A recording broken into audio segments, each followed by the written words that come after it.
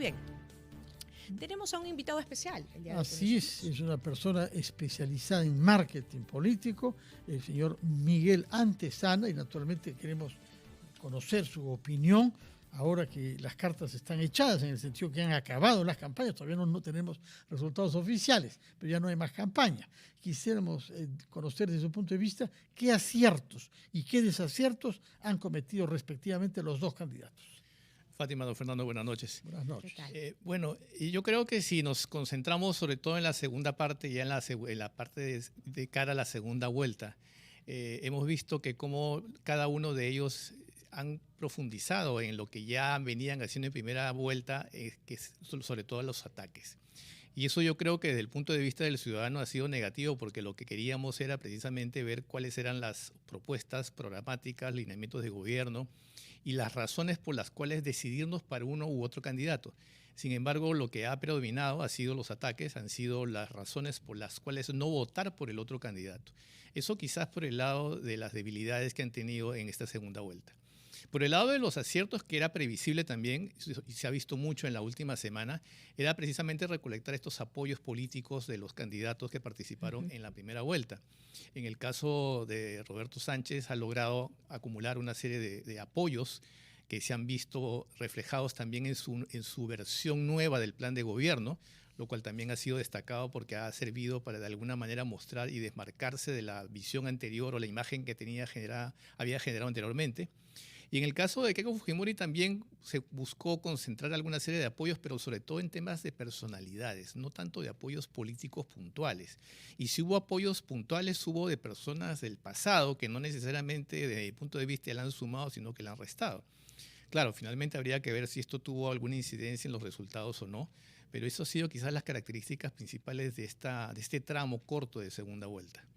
¿Y usted qué considera en torno a la gestión, al rechazo de ambas candidaturas? Porque ciertamente ninguna hacía la mayoría como tal para los ciudadanos. Entonces, ¿quién para usted gestionó mucho mejor este rechazo que producía en cierto grupo de electores que todavía estaban indecisos, por supuesto, o que no habían elegido evidentemente esas opciones en la primera vuelta? Yo creo que de manera objetiva quien enfrentó mejor fue Sánchez, porque él contestó con mensajes directos a las amenazas que él supuestamente ofrecía como candidato. Por ejemplo, por nombrar una, si se decía que Sánchez representaba el comunismo, las expropiaciones, el socialismo y todo este tema de convertirnos en una nueva Venezuela, él fue muy enfático, inclusive en el debate de segunda vuelta, en el debate presidencial, de decir que no iba a haber nacionalizaciones, que no iba a haber estatizaciones, que no iba a mover nada con el presidente del Banco Central, que iba a mantener a Velarde. O sea, fue directo, digamos, como a la yugular de los ataques que él recibió. En cambio, Keiko Fujimori fue muy tímida. De hecho, solamente en los últimos días fue que comenzó a mostrar una serie de inclinaciones para tratar de combatir esos mensajes, específicamente en las leyes pro crimen. Ella dijo que evaluaría si es que podría modificarse las leyes pro crimen. No fue tan enfático como Sánchez de decir que vamos a derogar las leyes pro crimen. Entonces eso, insisto nuevamente, vamos a ver el resultado finalmente en los resultados finales, pero a nivel de campaña, ahí esas son las oportunidades para precisamente desmarcarse de los ataques puntuales que se recibe. Si yo te digo que eres de cierta manera, entonces tú desmientes, pero con hechos, con cosas contundentes para entonces quitar esa idea de los electores. Por otra parte, hay un tema que ha venido acentuándose en nuestro país, que es una brecha geográfica respecto al voto. Las informaciones que tenemos ahora de conteo rápido hacen creer que Keiko habría ganado en Lima y que habría ganado en las regiones de la costa norte del Perú, así como en Loreto, principalmente, y que eso le ha bastado para superar el 50%, tal y como el conteo rápido que tenemos en este momento hace prever. Mientras que el señor Roberto Sánchez ha ganado en las regiones que estaban previstas, en las que tuviera mayoría, en algunos días como Puno, ha obtenido más del 80%, dejando a Keiko, me parece que en Puno, con 17% solamente. Y el mismo fenómeno de brecha geográfica lo encontramos en otras regiones, Cajamarca naturalmente, pero también otras regiones de la Sierra Central con una población quechohablante. Estamos hablando de Ayacucho, de Huancavelica particularmente y también Cusco. ¿Cómo enfoca usted el hecho de que haya que hacer campaña pensando con un discurso nacional, pero adaptándolo también a las demandas y la realidad de cada una de las regiones de nuestro país? Sí, ciertamente. Si ahí aplicamos los conceptos básicos del marketing, ni siquiera del marketing político, sino del marketing, obviamente que tenemos que segmentar los públicos, saber cuáles son sus necesidades, cuáles son sus perspectivas, cuáles son sus expectativas, y sobre la base de eso es que se hace una campaña. En la política también se actúa de manera básica de la misma forma. Lo que podemos ver hasta ahora es que ciertamente ha habido el mantenimiento de un apoyo de Sánchez con relación a la primera vuelta y con relación inclusive con el apoyo que recibió Castillo, que recordemos que él se pone como el heredero de Castillo con el sombrero y se ha hecho recorrido de campaña, en fin, ha seguido prácticamente la misma estrategia para recoger esos votos de esa zona. Sin embargo, tenemos que tomar en cuenta que también hace 5 años fue eso y hay un aumento de la población electoral. También tomemos en cuenta que también hay variaciones en las percepciones de los públicos, por lo tanto no podemos decir que si Castillo obtuvo 80%, Sánchez lo va a obtener también de la misma forma, puede variar hacia abajo, hacia arriba, entonces no lo sabemos.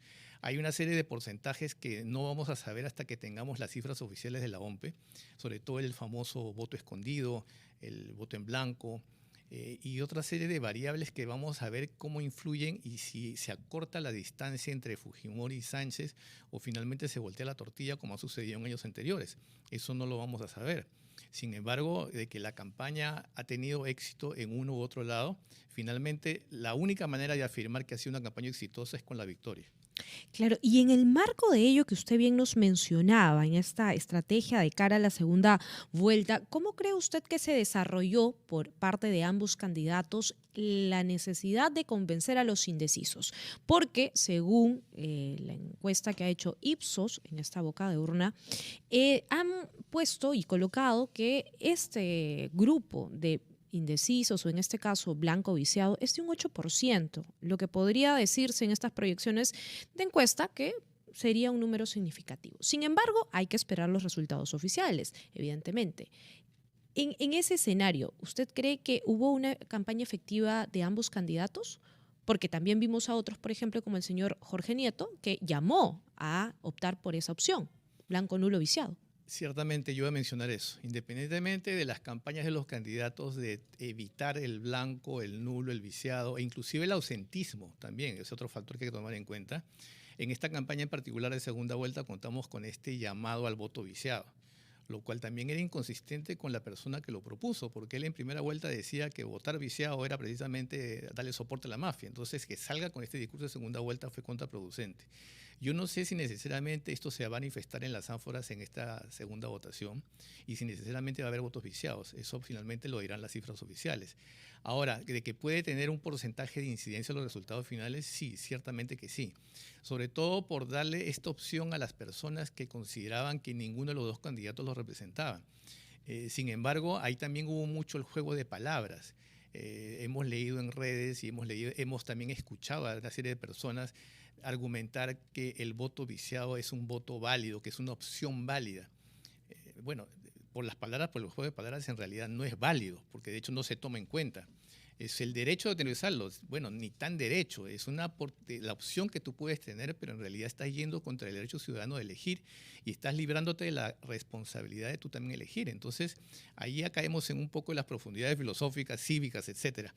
Sin embargo, al nivel final de los resultados, vamos a ver si es que tuvo alguna incidencia o no este voto viciado y si estuvo presente finalmente. ¿Y usted cree, permítame Fernando, rapidísimo nada más, ¿usted cree que este voto o esta opción entre el viciado y nulo sea finalmente la traducción de este desencanto, de este rechazo a lo político, a lo tradicional de parte de los ciudadanos, de este desencanto que se ha venido además sumando a lo largo de los últimos años? Se ha vendido así y ciertamente puede tener un porcentaje de realidad. Sin embargo, también refleja un gran porcentaje de desconocimiento de la parte política, porque finalmente hay que ser claros, lamentablemente en nuestra sociedad tenemos un alto grado de incultura política y eso se comparte con información y no ha habido mucha motivación personal de informarse de qué representa cada una de las opciones. Independientemente de lo que escuchamos en campaña, cada uno como ciudadano hemos debido formarnos una opinión para tomar una decisión. Sí, señora Tessana, por otra parte, regresando al tema del marketing político, que es su especialidad, el señor Fernando Tuesta nos dijo hace unos minutos aquí en RPP que él creía que esta campaña era aquella que había mostrado menor intensidad y menor movilización de los ciudadanos, pensando sobre todo en las reuniones que han habido, manifestaciones y demás. Yo quisiera que nos diga usted si la intensidad se refleja también en el mundo digital y qué papel ha jugado en esta segunda vuelta la propaganda política en las redes y en las plataformas digitales. Tanto más que descubrimos en la primera vuelta que no necesariamente el que más invertía en eso era el que más votos tenía. Estoy refiriéndome al caso de la señora Acuña, naturalmente. Yo creo que si vemos o lo ponemos este calificativo de intensidad sobre las campañas tradicionales, pensando por ejemplo en las campañas del siglo XX, obviamente que sí, no se mantiene la misma intensidad. Ya no vemos mítines, ya no vemos personas que salen con los pancartas, motu propio, gente que ella misma hace sus banderolas y que acompaña al candidato, eso ya no existe. Eso ya no lo vemos. De hecho, toda manifestación, todo meeting de los candidatos en el que vemos esta serie de merchandising, ya sean gorros, polas, pancartas, es porque forman parte de las famosas portátiles. Entonces, eso ya no existe. Ahora, vemos que entra como escenario lo que es el mundo digital y ese mundo digital, por supuesto, tiene una presencia importantísima y cada año va teniendo mayor presencia. Si comparamos la presencia digital del año 2021 con el 2026, yo no puedo decir cifras absolutas porque no tengo un estudio a la mano, pero con seguridad es totalmente diferente y muchísimo más amplio. Y tiene inclusive mayor influencia a nivel de todas las personas de todas las edades.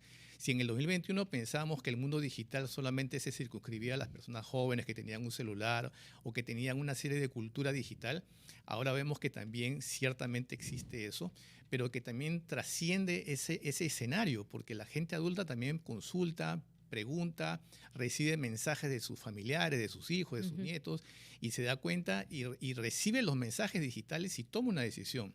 Entonces, ciertamente la intensidad se ha ido moviendo para tomar en cuenta lo que decía Tuesta, hacia el mundo digital y ahora las campañas se hacen ahí, pero no reflejan un éxito a nivel de likes, a nivel de vistas, a nivel de apoyo. Y usted mismo dijo, el caso de Acuña es un caso de estudio prácticamente porque la cantidad de recursos que se invirtió no tuvo en relación, pero para nada con los resultados que obtuvo. Pero ahí también hay un detalle. Tú puedes tener todos los recursos posibles y todos los medios utilizados, pero si el producto es malo, no vas a tener ningún éxito. ¿Y en qué sentido podríamos decir que el producto es malo en torno al marketing político digital? Porque pongamos el caso del señor Jorge Nieto. En su caso, la campaña también se llevó a cabo con mucha intensidad dentro de la primera vuelta en el ámbito digital. Y allí sí se sintió más orgánico al punto de que los propios ciudadanos, a diferencia de lo que veíamos tal vez en años anteriores, que uno, como usted bien dice, iba y hacía la pancarta y de motu propio apoyaba a su candidato, esta vez veíamos jóvenes haciendo diferentes videos, reels, convocatorias en favor de este candidato. ¿Cuáles han sido estas diferencias que usted puede haber visto entre la primera y la segunda vuelta precisamente en esa arena digital? No, y ahí agregaría algo más a lo que tú dices, el tema del uso de la inteligencia artificial, tanto en sentido positivo como en sentido negativo. Porque si bien es cierto que cuando vimos las campañas de primera vuelta, específicamente un caso muy notorio, Avanza País fue el primero prácticamente que se lanzó a la piscina de la campaña electoral utilizando reels con inteligencia artificial, le fue muy mal. En cambio... ¿Por qué le fue muy mal? ¿Qué cosa es lo que no funciona? Reels difundidos y creados por inteligencia artificial. Yo creo que ahí viene nuevamente el tema del producto. El producto no era consistente, no era coherente con lo que decía hacer y con lo que ofrecía. En el caso de Williams, por ejemplo, él se vendía con el tema también del orden, de la seguridad, el militar que iba a combatir la inseguridad. Sin embargo, inmediatamente en redes sociales le salían las contrarrespuestas y le decían, pero tú no has aprobado las leyes pro crimen, tú no has hecho esto, tú en el Congreso, ¿qué has hecho? Entonces, solito se desmoronó inmediatamente. Entonces, ahí vemos la incoherencia entre lo que dices y lo que haces. Y ese es el punto principal que funciona a nivel de todas las campañas digitales. En Acuña, por supuesto, también. Si tú te vendes como una persona estadista, posible estadista, candidato a la presidencia, que estás a la altura de las circunstancias de manera literal y muestras que cada vez que hablas muestras que no lo eres, entonces por supuesto que la campaña se desmorona muy fácilmente. Ahora, una cosa que me ha llamado la atención, no sé si habrá estudiado usted ese fenómeno, es que ambos candidatos, ambos partidos han recibido dinero público para la franja electoral y ellos han preferido la radio y la televisión más que los medios digitales. Es decir, los especialistas en marketing de los partidos han ratificado que en este país el medio de difusión más persuasivo sigue siendo la radio y la televisión. Bueno, yo tengo una opinión personal, con el respeto todo el respeto a las personas que han trabajado las campañas, el respeto que se merece. Dele nomás, dele, está leamos sin ganas. Ejercicio de libertad. Pero yo creo que no necesariamente han trabajado lo elemental que es una campaña, que es la estrategia. Una cosa es la estrategia y otra cosa son las acciones. Las acciones es el listado, el menú de chifa que tienes con todo lo que tú puedes hacer. Pero si no tienes una estrategia, no te va a funcionar. Entonces, lo que ha faltado en estas campañas ha sido estrategia. Y si no ha estado la estrategia, porque no conoce qué es estrategia. En segundo lugar, uno consulta las cifras y ciertamente la radio tiene una gran penetración a nivel nacional. Pero eso no quiere decir que tienes que utilizar la radio. No necesariamente, hay que saber leer entre líneas. ¿Quiénes escuchan radio? ¿Dónde la escuchan? ¿De qué manera? Para que necesariamente verificar que ese medio que vas a utilizar realmente va a impactar en el público que quieres llegar. Entonces, no hay una relación directa entre el estudio que te dice algo y lo que tú estás buscando. Yo puedo leer que un medio digital tiene alcance de millones de vistas, de millones de usuarios, pero finalmente esos millones de usuarios no se van a convertir en millones de votos. Nuevamente, es lo que le pasó a Acuña, que teniendo los streamers, los influencers y toda esta gente, muchos lo veían, pero lo veían desde otra óptica, lo veían para burlarse, para reírse, pero no para tomar una decisión de elección en general en la votación presidencial. Entonces, ahí vemos una inconsistencia, una incoherencia y, por supuesto, una falta de análisis básico para tomar decisiones en temas de marketing electoral. Ahora, usted nos decía de que una cosa son las acciones y otra la estrategia. Ambos candidatos no son nuevos en la arena política, tanto Juntos por el Perú como también la señora Keiko Fujimori con Fuerza Popular han participado en dos contiendas electorales presidenciales. El señor Roberto Sánchez fue congresista a raíz del arrastre en votación de la señora Verónica Mendoza en el 2021, hoy lo hace él mismo, pero Fuerza Popular ya tiene experiencia también. Entonces, ¿qué falló finalmente para esta falta de visión en esta segunda vuelta electoral que usted dice que careció de una estrategia clara, teniendo en cuenta que son dos agrupaciones con clara experiencia ya en lo que es el camino en busca del voto popular? Cuando hablamos de temas de comunicación y hablamos de estrategia, necesariamente hay que vincular el tema de la dimensión emocional.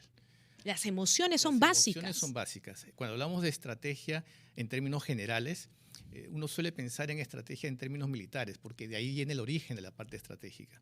Pero a nivel comunicacional no podemos ser tan radicales y creer que es un ataque, que es vencer un enemigo. No, por el contrario, tenemos que tender puentes porque hablamos de personas. Persuasión. Persuasión, es tema de emocionalidad, es tocar una fibra para yo movilizarte hacia algo.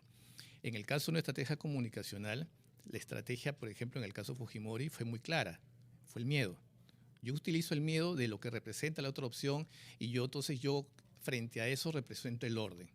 Ahí estaba la parte estratégica y la parte emocional. Hacerte sentir miedo con el otro y hacerte sentir que yo impongo el orden. Sánchez también utilizó estrategia. Sánchez utilizó que precisamente no quiere volver a lo mismo, que es lo que representaba Keiko Fujimori, y lo que buscaba era la opción de democracia, la opción de diferencia, de libertad, de cambio. etcétera, de cambio. Entonces también tuvo ese componente emocional. Ahora, finalmente hay que ver cuál es la que impacta mejor, porque si estás enfrentando dos emocionalidades distintas, el elector ve por aquella que le impacta más, aquella que la mueve más. Eso es lo que han debido utilizar todos los candidatos en una campaña electoral. Y si nos ponemos a revisar uno por uno, vemos que hay candidatos que no tuvieron en nada absolutamente estrategia, simplemente los mensajes tradicionales, los afiches, los mensajes vacíos, colgarse del otro, atacar el otro. Y eso, por supuesto, fue una pérdida de tiempo y atándolo con lo que decía don Fernando, vemos cómo nuestros recursos públicos de nuestros bolsillos se fueron prácticamente pues, a la basura, porque ni siquiera supieron usarlos. Señora Antezana, otro tema que me parece crucial en la estrategia, como dice usted, y una vez más apelo a su experiencia como marketing político, es qué se hace específicamente en una campaña como esta para convencer a los jóvenes. Porque sabemos que acá hay un sector importante de nuestra población que votaba por primera vez, que no había podido votar por no tener 18 años en el año 21, ni en las elecciones que hubo después, regionales y municipales. ¿Dónde ve usted una buena estrategia para convencer a los jóvenes y sobre la base de qué temas cree usted que se puede llevar a cabo una estrategia eficaz? Yo creo que aquí lo que debe existir, y va más allá de los partidos políticos y va más allá de los candidatos, es una labor que tiene que cumplir el Estado de culturizar políticamente a la juventud. No es posible, es hasta vergonzoso que tengamos una gran cantidad de jóvenes que egresan del colegio en mayoría de edad, que integran este nuevo bolsón electoral y que solamente vayan a votar porque si no votan los van a multar. A ese nivel de incultura política llegamos. No saben qué significa elegir congresistas, senadores, diputados, presidente de la República, no saben qué significa un partido político, etcétera. Podemos estar toda la noche. Entonces, eso debería enseñarse en el colegio para que tengan una base sobre la cual tener una noción de la importancia del voto. Ahora, si no lo hace el Estado, entonces los partidos políticos podrían aprovechar eso para precisamente, primero, culturizar políticamente a sus nuevos electores y sobre la base de eso, dar propuestas realistas para yo jalarte, para yo animarte y afiliarte a mi idea, hacerte partícipe en lo que yo ofrezco. Pero eso no sucede, simplemente nos limitamos al anuncio de marketing, de decir de una cara bonita, vender algo, un mensaje vacío, una propuesta populista, y eso es lo que genera a los jóvenes pues, que se decidan al final prácticamente de timbarín y cuál van a hacer, pero no con una base cultural políticamente hablando. Entonces, para usted, entre los dos candidatos, ninguno tuvo el acierto de apelar a este voto que representaba más de 2 millones de peruanos del padrón electoral. ¿O quién se acercó más? Yo creo que no, y sería interesante hacer un estudio sobre eso. Habría que preguntarle a los jóvenes qué te motivó a votar a favor de Keiko, a votar de Sánchez. Ahí yo creo que podríamos un estudio riquísimo precisamente cuáles son las razones que finalmente tuvieron peso. Señor Miguel Antezana, muchas gracias por poner su experiencia, su conocimiento como especialista en marketing electoral al servicio de nuestros oyentes y televidentes y también usuarios de redes sociales. Muchas gracias por lo que nos ha explicado. Que tenga usted muy buenas noches y realmente le estamos muy agradecidos por poner su experiencia profesional al servicio del análisis de lo que hemos vivido hoy.